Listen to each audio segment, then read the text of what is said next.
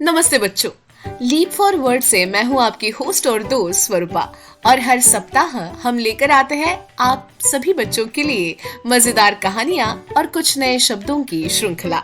तो फिर एक बार मैं आप सभी के साथ जुड़ रही हूँ आज के कहानी सत्र में।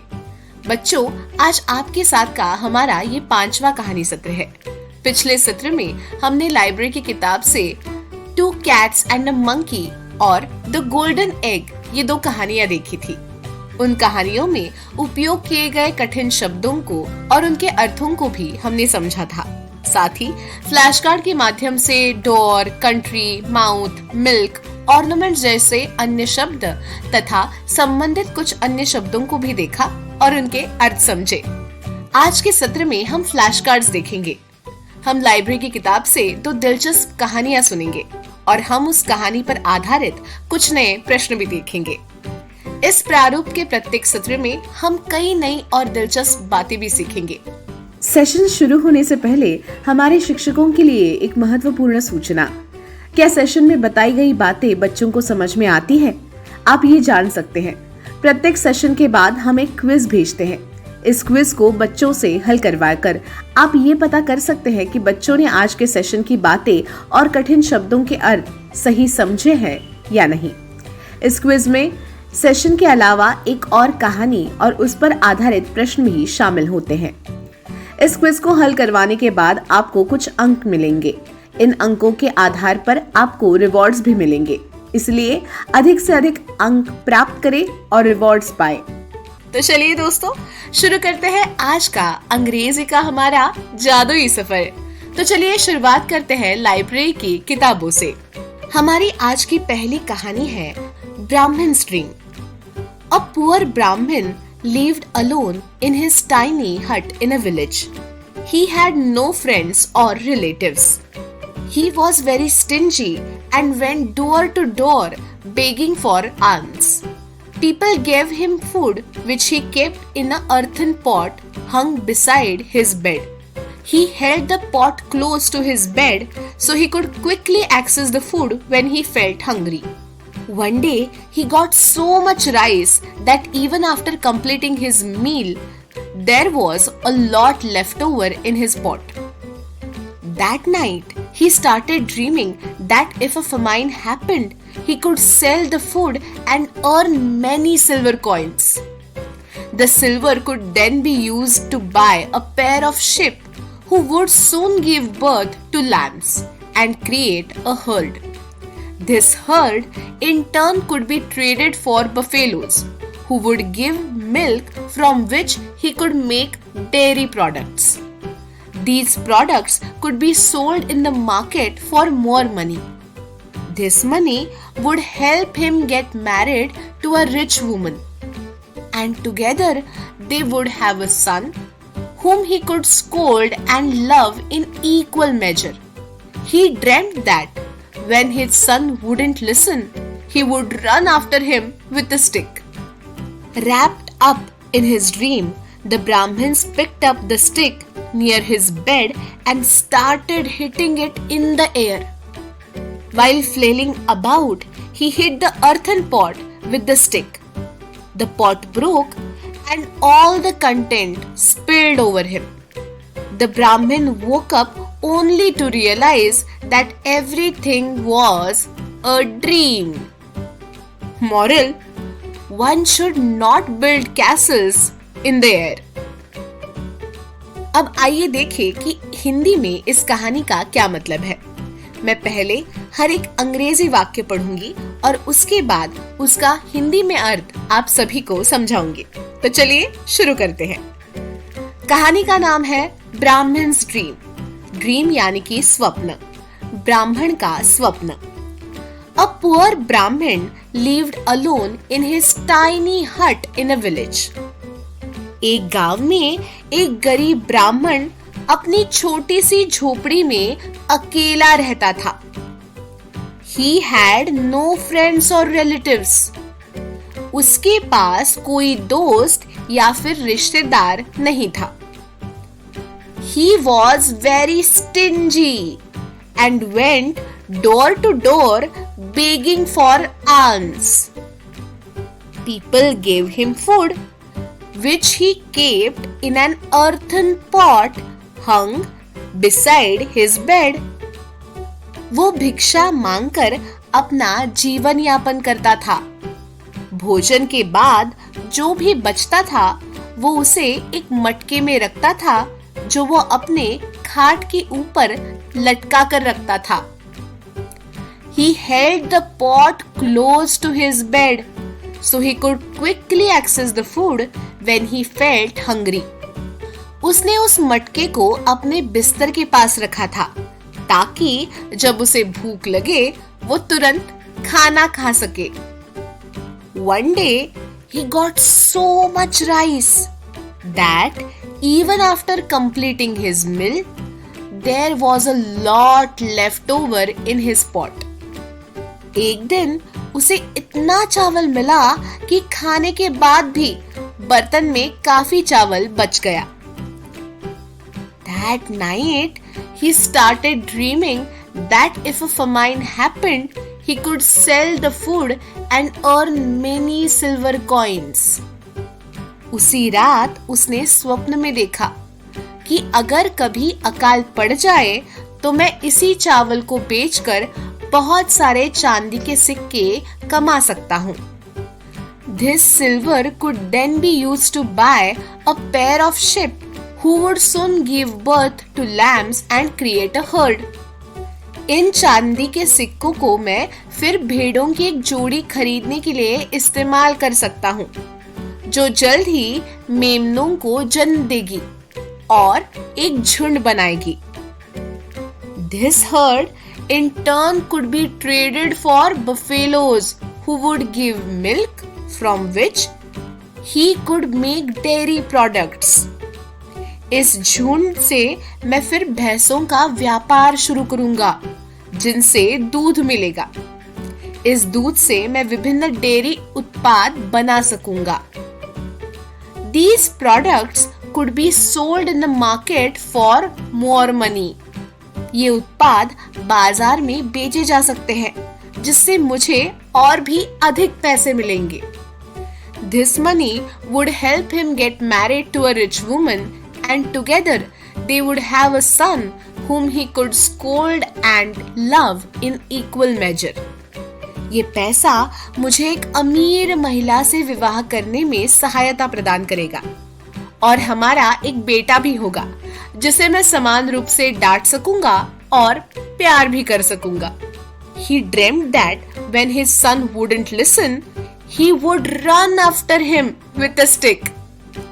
उसने सपने में देखा कि जब उसका बेटा उसकी बात नहीं मानेगा ना तो वो उसे लाठी से पीटने के लिए उसके पीछे दौड़ेगा। Wrapped up in his dream, the Brahmin picked up the stick near his bed and started hitting it in the air. अपने सपने में खोए हुए ब्राह्मण ने बिस्तर के पास पड़ी लाठी उठाई और हवा में चलाने लगा। While flailing about, he hit the earthen pot with the stick. The pot broke and all the content spilled over him. जब ब्राह्मण ने स्वप्न में डंडा हिलाया और अपना हाथ चलाया तब उसके सर पर लटकती हुई मटकी फूट गई और सारा चावल उसके ऊपर गिर गया। The Brahmin woke up only to realize that everything was a dream. वो जाग गया और उसे अनुभव हुआ कि ये सब सिर्फ एक सपना था, सपना। Moral: One should not build castles in the air. यानी कि वास्तविकता से परे हवा में महल नहीं बनाना चाहिए। बच्चों, अब आपको इस कहानी का मतलब समझ में आया होगा, है ना? अब हम आपके साथ एक खेल खेलेंगे जहाँ पर आपको इस कहानी को आपके वर्ग मित्रों के साथ साझा करना है, यानी कि इसका अर्थ आपको एक दूसरे को बताना है। तो चलिए शुरुआत करते हैं। A poor Brahmin lived alone in his tiny hut in a village.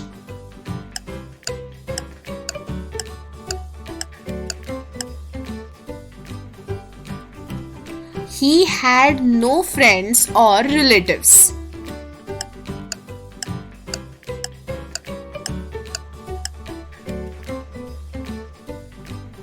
He was very stingy and went door to door begging for alms. People gave him food which he kept in an earthen pot hung beside his bed.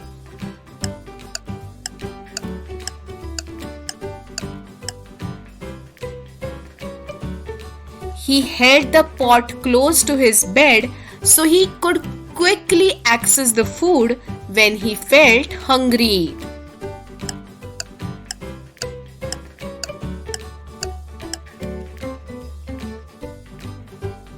One day he got so much rice that even after completing his meal, there was a lot left over in his pot.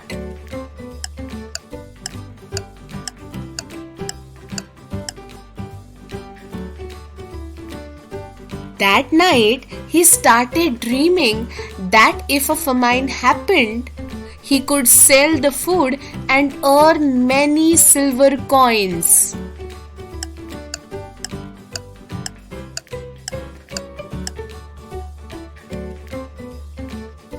This silver could then be used to buy a pair of sheep who would soon give birth to lambs and create a herd.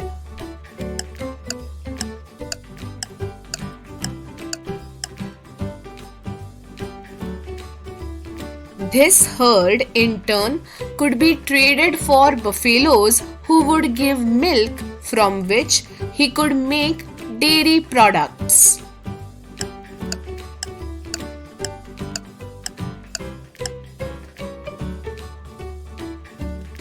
These dairy products could be sold in the market for more money.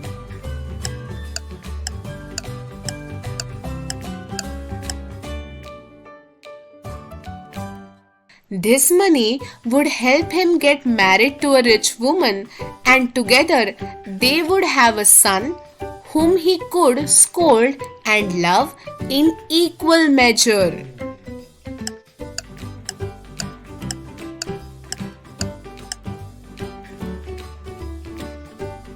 He dreamt that when his son wouldn't listen, he would run after him with a stick.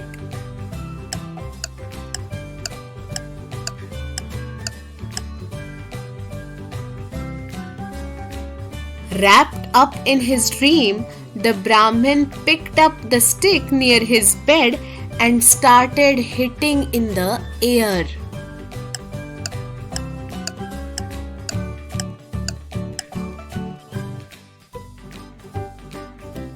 While flailing about, he hit the earthen pot with the stick. The pot broke and all the contents spilled over him.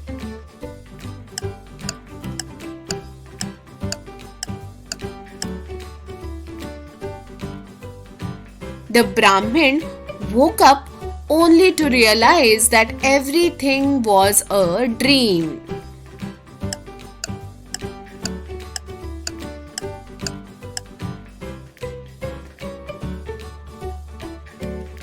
तो बच्चों, आपको ब्राह्मण के स्वप्न की ये कहानी कैसी लगी?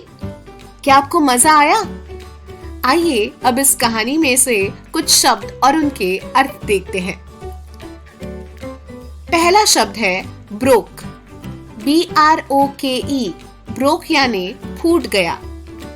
दूसरा शब्द है कंप्लीटिंग, COMPLETING, कंप्लीटिंग यानी कि पूर्ण करना। अगला शब्द है कंटेंट्स, CONTENTS, कंटेंट्स यानी कि सामग्री। अगला शब्द है क्रिएट, CREATE, क्रिएट यानी कि निर्माण। अगला शब्द है रिलेटिव्स, RELATIVES, रिलेटिव्स यानी कि रिश्तेदार। अगला शब्द है ALMS, आर्म्स। आर्म्स यानी कि भिक्षा। अगला शब्द है earthen pot, EARTHEN, earthen pot यानी कि मिट्टी का मटका। अगला शब्द है राइस, RICE, राइस यानी कि चावल। अगला शब्द है left over, LEFTOVER, left over यानी कि बचा हुआ। अगला शब्द है FAMINE, फैमिन, फैमिन यानी कि अकाल। अगला शब्द है ओवरफ्लोइंग, OVERFLOWING, ओवरफ्लोइंग यानी कि बह निकला। अब जब आप इन शब्दों का सही उच्चारण और अर्थ जान गए हैं, तो आइए इस कहानी पर आधारित कुछ प्रश्न देखें और आप उनके उत्तर मुझे इस पैराग्राफ की सहायता से देंगे। First question, where did the poor Brahmin live? And the options are A, in a mansion, B, in a tiny hut, or C, in a temple.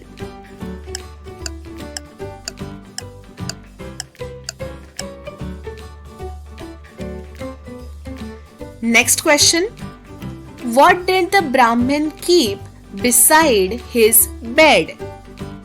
And the options are A, a gold pot, B, a silver pot, or C, an earthen pot.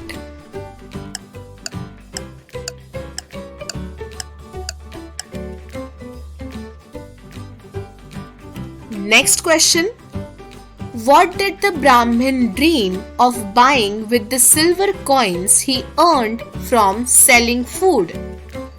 And the options are A, a pair of sheep, B, a pair of horses, or C, a pair of cows.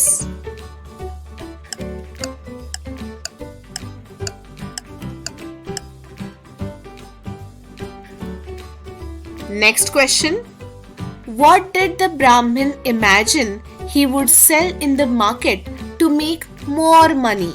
A, vegetables, B, dairy products, or C, clothes.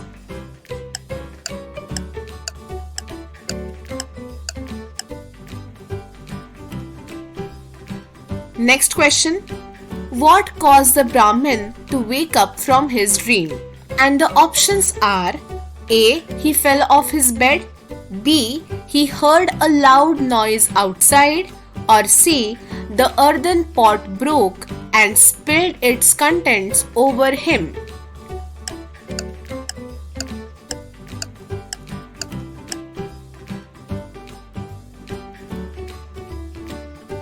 अरे वाह, आपने सभी प्रश्नों का सही उत्तर दिया है। चलिए अगले भाग पर चलते हैं। अब हम देखेंगे flash cards. Flash card number 1, election, ELECTION, election मतलब चुनाव। अगला शब्द है कैंडिडेट, CANDIDATE, कैंडिडेट मतलब उम्मीदवार। अगला शब्द है वोट, VOTE, वोट मतलब मत। वोट के नीचे है वोटर, VOTER, वोटर मतलब मतदाता। उसके नीचे है पोस्टर, POSTER, पोस्टर मतलब दीवार पर चिपकाने वाला विज्ञापन। इलेक्शन के वक्त हम देखते हैं कि जगह जगह पर हमें विज्ञापन दिखते हैं, मुझे वोट दो करके। उन सब विज्ञापनों को पोस्टर बोलते हैं। BANNER, बैनर मतलब फलक। इलेक्शन में सभी पार्टी की एक निशानी होती है, जैसे हमारे आसपास के सारे दलों की होती है। इन्हीं दलों के झंडे को कहा जाता है फ्लैग, FLAG, फ्लैग। ये सब इलेक्शन से जुड़े हुए शब्द है। ये हो गया हमारा फ्लैश कार्ड नंबर 1। बढ़ते हैं अगले फ्लैश कार्ड की तरफ, जो है हमारा आज का फ्लैश कार्ड नंबर 2। पहला शब्द है गवर्नमेंट, GOVERNMENT, गवर्नमेंट मतलब सरकार। अगला शब्द है पॉलिटिक्स, POLITICS, पॉलिटिक्स मतलब राजनीति। अगला शब्द है पॉलिटिशियन, POLITICIAN, पॉलिटिशियन मतलब राजनेता। पॉलिटिशियन के नीचे है कोलिशन, COALITION। कोलिशन मतलब सम्मिलन, गठबंधन। जो गठबंधन करके सरकार बनाते हैं उसको कोलिशन कहा जाता है। पावर, POWER, पावर मतलब सत्ता या फिर शक्ति। बढ़ते हैं अगले फ्लैश कार्ड की तरफ, जो है हमारा flash card number 3। HOUSE, house मतलब घर। इसके पहले भी हमने एक शब्द देखा था, होम। HOME, होम का अर्थ होता है अपना खुद का घर, मतलब हम जिस घर में रहते हैं उसे होम कहा जाता है। और हाउस मतलब ऐसा घर जिसे हमने ऐसे ही कभी कभी रहने के लिए बनाया है। DOOR, डोर मतलब दरवाजा। WINDOW, विंडो मतलब खिड़की। WALL, वॉल मतलब दीवार। CEILING, सीलिंग मतलब छत। अगला शब्द है फ्लोर, FLOOR, फ्लोर मतलब फर्श। मंजिल को भी फ्लोर कहते हैं। बिल्डिंग के बारे में बात करते समय हम क्या कहते हैं? वो बिल्डिंग ना 10 फ्लोर की है, और जमीन को फर्श कहते हैं। हमने शब्द देखा वॉल। दीवार कभी हिलती है क्या? नहीं। इसलिए क्रिकेट में राहुल द्रविड़ को द वॉल कहा जाता था, क्योंकि वो कभी आउट ही नहीं होते थे, इसलिए उन्हें द वॉल की उपमा दी गई थी। बढ़ते हैं अगले फ्लैश कार्ड की तरफ। Flash card number 4। हमारा पहला शब्द है फूड, FOOD, फूड मतलब खाना या फिर भोजन। COOK, कुक मतलब खाना बनाना। खाना जो पकाता है उसे अंग्रेजी में कुक ही कहते हैं। कुक के सामने है बॉयल, BOIL, बॉयल मतलब उबालना। बॉयल के नीचे है किचन, KITCHEN, किचन मतलब रसोई घर। और किचन के सामने लेफ्ट हैंड साइड के नीचे शब्द है फ्राई, FRY, फ्राई यानी कि तलना। बॉइल्ड वाटर यानी कि उबला हुआ पानी। बढ़ते हैं आगे, यानी कि आज के दिन के हमारे आखिरी फ्लैश कार्ड की तरफ, जो है फ्लैश कार्ड नंबर 5। पहला शब्द है LETTER, लेटर मतलब खत। अगला शब्द है एनवेलप, ENVELOPE, एनवेलप यानी कि लिफाफा। खत लिखने के बाद वो हम जिसमें डालते हैं उसे एनवेलप यानी कि लिफाफा कहा जाता है। अगला शब्द है एड्रेस, ADDRESS, एड्रेस यानी कि पता। अगला शब्द है ग्लू, GLUE, ग्लू मतलब चिपकाने का पदार्थ या फिर जिसे हम गोंद कहते हैं। Next word is postman, POSTMAN, postman मतलब जो घर आकर हमें खत पहुंचाता है उसे पोस्टमैन मतलब डाकिया कहा जाता है। अगला शब्द है स्टिक, STICK, स्टिक मतलब चिपकाना। स्टिक के ऊपर है पोस्ट ऑफिस, मतलब जहाँ पर सारे खत आते हैं उसे पोस्ट ऑफिस यानी कि डाकघर कहा जाता है। शब्दों का उचित उच्चारण और अर्थ तो हमने देख लिया, तो चलिए अब लाइब्रेरी की पुस्तक से एक और कहानी देखते हैं। A hunter and the pigeons. There was a flock of pigeons that lived on a banyan tree. One day, the pigeons were flying in search of food. They saw plenty of grain strewn around on the ground. All of them came down to pick up grains. But it was a trap laid by a hunter. All the pigeons were trapped in the net, which the hunter had spread on the ground. The pigeons were sad and discouraged because they knew their end was near. The leader of the pigeon asked them not to lose courage. The leader was a wise pigeon and knew the power of unity. All the pigeons tried in unison and could finally fly along with the net. The hunter could do nothing but repent at seeing the pigeon flying away. After flying for a long time, they reached a place where an old friend of the pigeon king lived. It was a rat. The pigeon king called his friend, and the rat came out of his hole. Once he understood the whole story, he called his folks. All the rats worked on the net and were able to cut it to set the pigeons free. Moral: Unity is strength, and one should not lose hope and courage even in extreme difficulty. अब देखते हैं हमारी हिंदी में इसका क्या मतलब है। पहले मैं इस कहानी का हर एक अंग्रेजी वाक्य पढ़ूंगी और उसके बाद उसका अर्थ मैं आपको हिंदी में समझाऊंगी। तो चलिए शुरुआत करते हैं। A hunter and the pigeons, एक शिकारी और कबूतर। There was a flock of pigeons that lived on a banyan tree. एक बार की बात है, एक बरगद के पेड़ पर कबूतरों का एक झुंड रहता था। One day, the pigeons were flying in search of food. एक दिन वे भोजन की तलाश में भटक रहे थे। They saw plenty of grain strewn around the ground. उन्होंने जमीन पर ढेर सारा अनाज बिखरा हुआ देखा। All of them came down to pick up grains. वे सब बहुत प्रसन्न हुए और सभी अनाज चुगने के लिए जमीन पर उतर गए। But it was a trap laid by a hunter. लेकिन ये शिकारी द्वारा बिछाया गया एक छलावा था। All the pigeons were trapped in the net which the hunter had spread on the ground.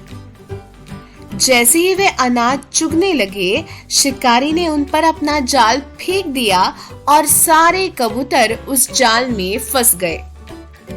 The pigeons were sad and discouraged because they knew their end was near. कबूतर बहुत उदास और निराश महसूस कर रहे थे, क्योंकि वे जानते थे कि उनका अंत अब निकट आ रहा था। The leader of the pigeon asked them not to lose courage. कबूतरों के मुखिया ने उनसे धैर्य रखने के लिए कहा। The leader was a wise pigeon and knew the power of unity. मुखिया ने कहा कि एकता में बहुत शक्ति होती है। अगर हम सभी एक साथ उड़ने का प्रयास करें तो इस जाल को साथ में ही लेकर उड़ सकते हैं। All the pigeons tried in unison and could finally fly along with the net. सभी कबूतरों ने एक साथ कोशिश की और वे जाल के साथ उड़ने में सफल रहे। The hunter could do nothing but repent at seeing the pigeons flying away. कबूतरों को उड़ते देख शिकारी पछताने के सिवा कुछ न कर सका। After flying for a long time, they reached a place where an old friend of the pigeon king lived.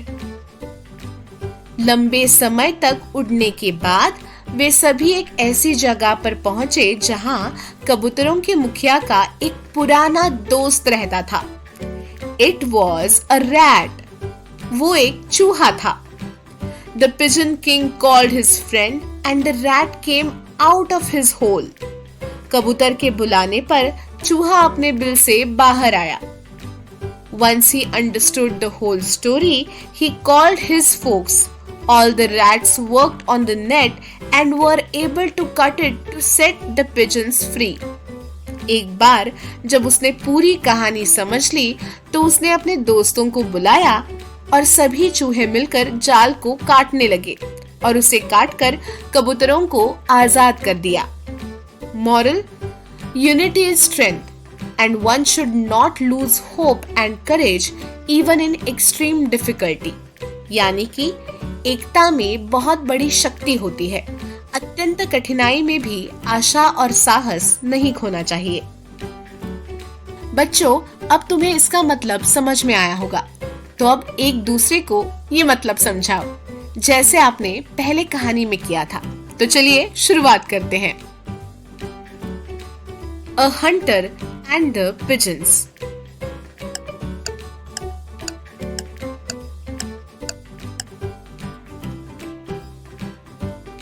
There was a flock of pigeons that lived on a banyan tree.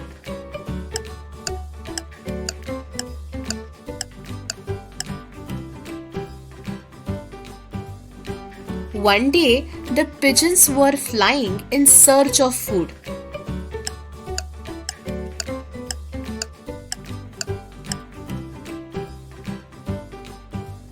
They saw plenty of grain strewn around on the ground.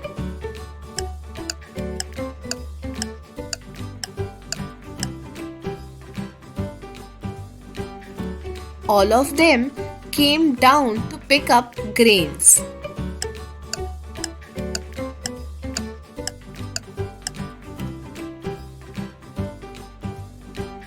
But it was a trap laid by a hunter.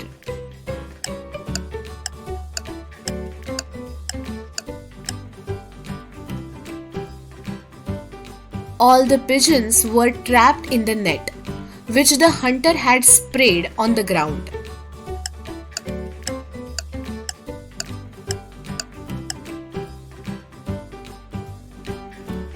The pigeons were sad and discouraged because they knew their end was near.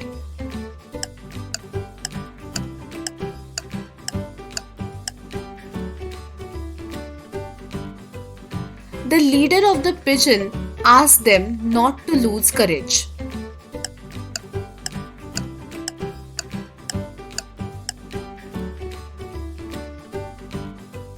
The leader was a wise pigeon and knew the power of unity.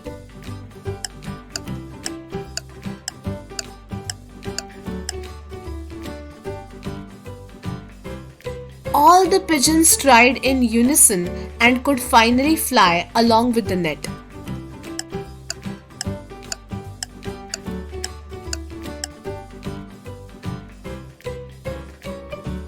The hunter could do nothing but repent at seeing the pigeon flying away.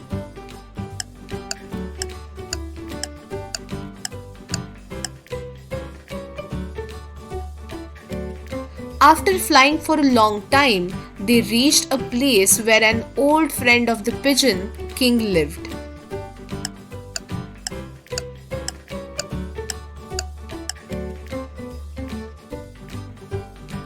It was a rat.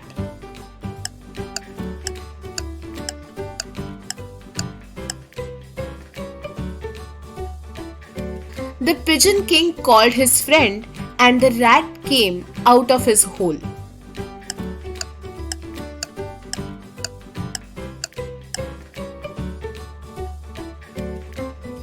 Once he understood the whole story, he called his folks. All the rats worked on the net and were able to cut it to set the pigeons free.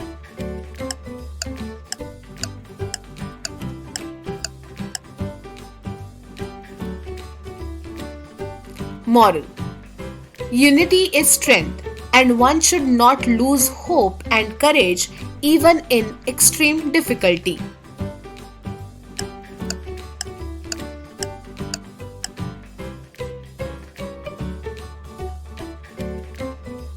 बच्चों, आपको एक शिकारी और कबूतर की ये कहानी कैसी लगी? क्या आपको मजा आया? आइए अब इस कहानी में से कुछ कठिन शब्द और उनके अर्थ देखते हैं। पहला शब्द है करेज, COURAGE, करेज यानी कि साहस। अगला शब्द है एफर्ट, EFFORT, एफर्ट यानी कि कोशिश। अगला शब्द है फीलिंग, FEELING, फीलिंग यानी कि भावना। अगला शब्द है हंटर, HUNTER, हंटर यानी कि शिकारी।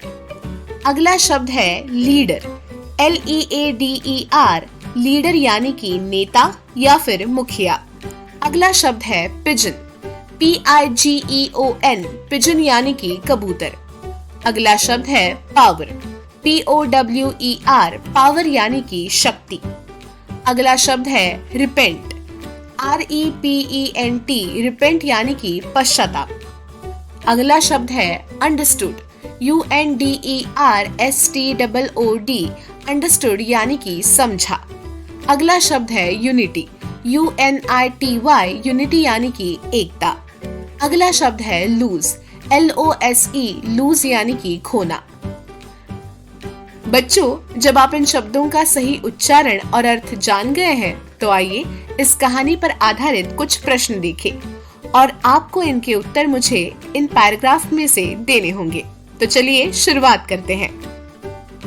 First question, What did the pigeons find on the ground that turned out to be a trap?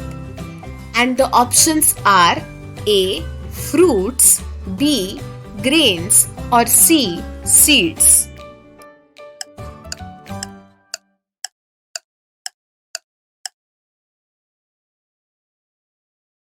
Next question. What did the pigeons do when they found themselves trapped in the net? A. They gave up and accepted their fate. B. They tried to break the net individually. Or C. They lifted the net together and flew away.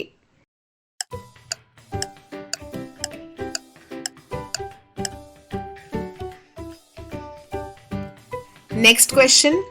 Who came to the pigeons' aid to help them escape from the net? And the options are A. A lion, B. A rat, or C. A fox.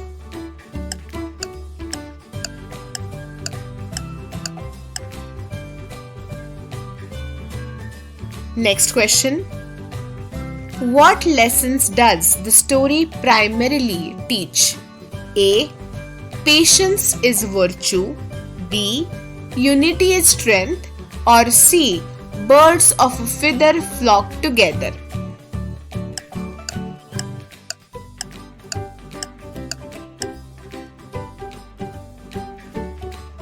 Last question. How did the hunter react when he saw the pigeons escaping? And the options are A. He laughed at their efforts. B. He felt sad for the pigeons. Or C. He regretted his actions.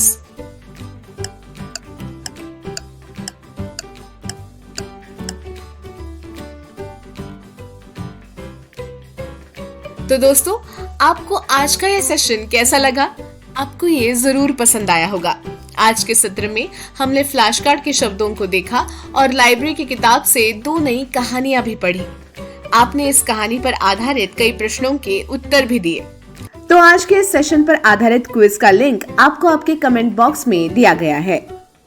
आज के लिए हमारा आज का ये सत्र यही समाप्त होता है। मिलते हैं अगले सत्र में। अगले सत्र में हम और भी नई कहानी और फ्लैश कार्ड के शब्दों को सीखेंगे। तब तक सीखते रहिए, बढ़ते रहिए और खेलते रहिए। Thank you.